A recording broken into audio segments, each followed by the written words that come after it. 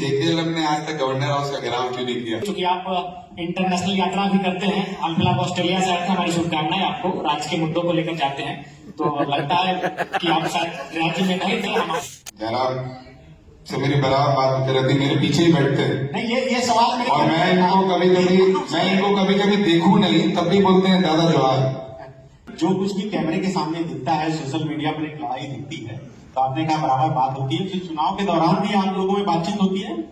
नहीं, चुनाव के दौरान हमारी बात नहीं थी। चुनाव प्रचार के दौरान आपकी गाड़ी रोक दी गई, वो वीडियो भी खूब वायरल हुआ, तो आपको डर लगा था कि अब थोड़ा मुश्किल हो जाएगा, लग रहा है? मेरा परिवार जाति और धर्म के आधार पर राजनीति नहीं करता। कि आप कुर्मियों की बात क्यों कर रहे हैं?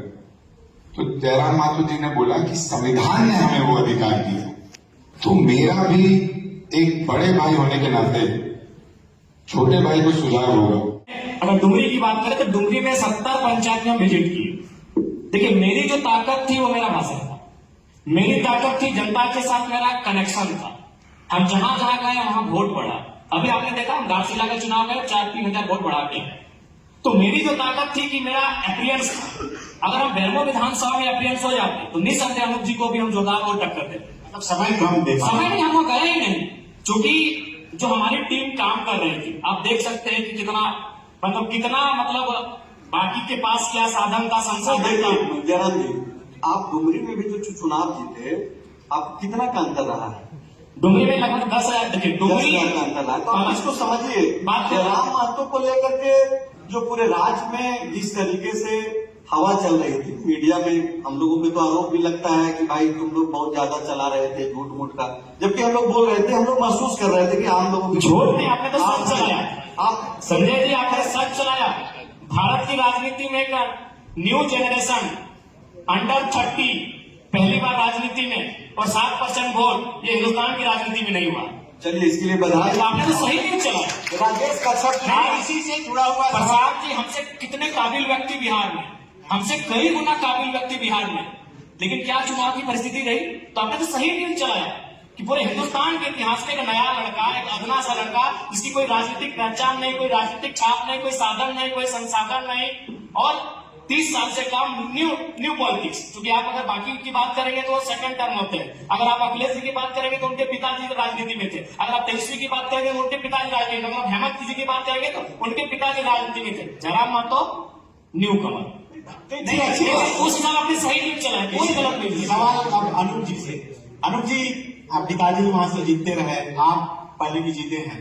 जब जयराम महतो का नाम सामने आया कि वो भी बेरमो से लड़ेंगे, और जब प्रचार के दौरान आपकी गाड़ी रोक दी गई, वो वीडियो भी खूब वायरल हुआ, तो आपको डर लगा था कि अब थोड़ा मुश्किल हो जाएगा, लग रहा है?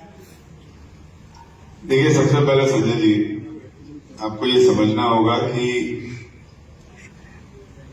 मैं जिस विधानसभा से रखता हूं, आपने जयराम से पूछा कि वो हारे क्यों, उन्होंने अपना जवाब दिया। आप जब मेरे से ये सवाल पूछेंगे कि मैं जीता क्यों, मैं बस आपको एक ही जवाब दे सकता हूं, मैं जीता इसलिए जिस आधार पर मेरे पिता जीतते थे उसी आधार पर मैं जीतता हूं। मेरे बेरमो विधानसभा की आबादी 4.5 लाख है, और मैं जिस जाति से आता हूं उसकी आबादी 17,000 है, और संजोग से जो जाति मेरी है उसमें सबसे, उसके बाद भी मैं चुनाव जीतता हूं, मेरे पिता चुनाव जीतते और जीत का मार्जिन डबल होता है। उसका कारण यह है कि मेरा परिवार जाति और धर्म के आधार पर राजनीति नहीं करता। हम हिंदुस्तानी के आधार पर राजनीति करते हैं, झारखंड के आधार पर राजनीति करते हैं, और शायद यही कारण है कि मैं जीता हूं। रह गई ये बात कि मेरे पिता, मैं हमेशा से अपने पिता के साथ रहा हूं, चीजों को देखा, चीजों को समझने की कोशिश की, और जो परिवार वो मुझे देकर गए, उस परिवार को बढ़ाना मेरा दायित्व बनता है। आज मुझे 1 लाख वोट आया है, कल को जीत के लिए मुझे 1,25,000 वोट चाहिए, तो मैं वहां पर अपने विरोधियों को, उनकी आलोचना करूं, उनको तंग करूं, तो उनका वोट नहीं ले सकता, उनका विश्वास नहीं ले सकता। मुझे अगर वापस जीतना है तो अपने विरोधियों को अपना बनाकर जीतना है, तब जाकर मेरा वोट परसेंट ऊपर बढ़ेगा। और हिंदुस्तान की राजनीति में मैं समझता हूं ये बहुत बड़ा कोड है। आज हमारा हिंदुस्तान तरक्की की बात नहीं करके जाति की बात करता है, धर्म की बात करता है। नहीं, राहुल गांधी बात कर रहे, देखिए समाज में बात करना, समाज में नीचे जातियों को ऊपर उठाना, ये तो हमारे संविधान ने अधिकार दिए। और इसीलिए महात्मा गांधी जी ने जब उनसे नेहरू जी पूछे कि संविधान किससे लिखना चाहिए, तो महात्मा गांधी जी ने बोला बाबा साहब से लिखवाइए। बाबा साहब कांग्रेस पार्टी के नहीं थे, लेकिन उन्होंने बाबा साहब को मौका दिया। क्यों? क्योंकि बाबा साहब जानते थे कि क्या क्या परेशानी नीचे तक के लोगों को हो रही, पिछड़े जातियों को हो रही। तो बाबा साहब ने संविधान लिखा जाति को खत्म करने के लिए।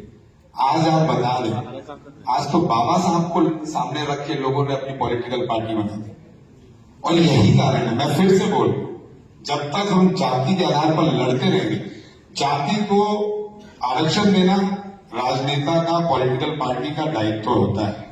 नीचे तब से ऊपर लाना पॉलिटिकल पार्टी का दायित्व होता है। लेकिन जाति को जाति से लड़ाना, हेट्रिज्म पॉलिटिक्स की ओर ढकेलना, ये पॉलिटिकल पार्टी का दायित्व नहीं होता है। आज के डेट में ये हिंदुस्तान की पॉलिटिक्स में कूट कूट के भरा हुआ है। और सवाल जो मेरे छोटे भाई ने अभी एक बात बोली थी, जयराम से मेरी बराबर बात होती रहती, मेरे पीछे ही बैठते हैं। नहीं, ये सवाल मेरे और मैं इनको कभी कभी देखूं नहीं, तब भी बोलते हैं दादा जवाहर। नहीं, मेरा सवाल यही था कि जो कुछ भी कैमरे के सामने दिखता है, सोशल मीडिया पर एक लड़ाई दिखती है, तो आपने कहा बराबर बात होती है, फिर चुनाव के दौरान भी आप लोगों में बातचीत होती है? नहीं, चुनाव के दौरान हमारी बात नहीं हुई। चुनाव के बाद मेरे को मिले थे, पहले ही दिन विधानसभा में आए, और मैं समझता हूँ सबसे पहले आए तो हमारी मुलाकात हुई, क्योंकि हमें नहीं मालूम था कि हमारा सीट आगे पीछे दे दिया जाए। यहाँ क्या नहीं हो मंच पे लेकिन मैं खत्म करना चाह रहा हूँ। लेकिन जो बात अभी सवाल आपने मेरे छोटे भाई जयराम माथुर से पूछा कि आप कुर्मियों की बात क्यों कर रहे हो, तो जयराम माथुर जी ने बोला कि संविधान ने हमें वो अधिकार दिया। तो मेरा भी एक बड़े भाई होने के नाते छोटे भाई को सुझाव होगा कि जो जनमत इनके साथ आई थी चुनाव से पहले, वो जनमत ना कुर्मियों की थी, ना कोरी की थी, ना माइनॉरिटी की थी, ना फॉरवर्ड की थी, ना राजपूत की थी, ना पंडित की थी। वो जनमत खाद्यान्न आधारित झारखंड राज्य की बात की गई थी।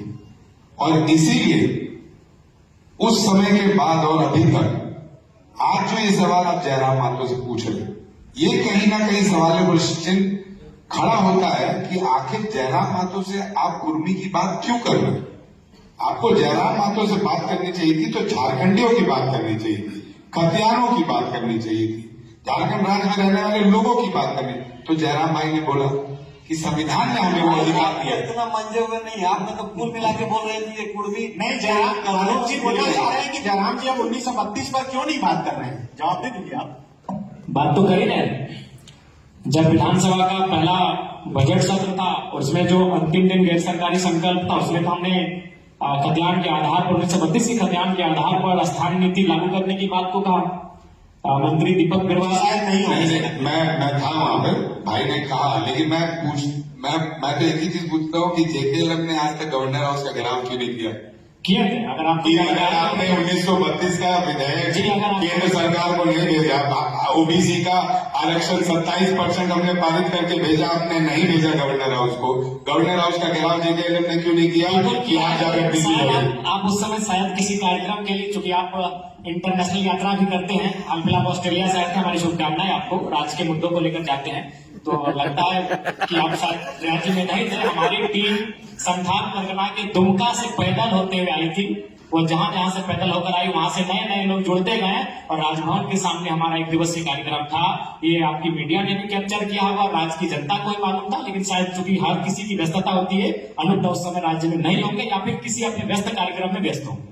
चलिए, राजेश कच्छप जी से एक सवाल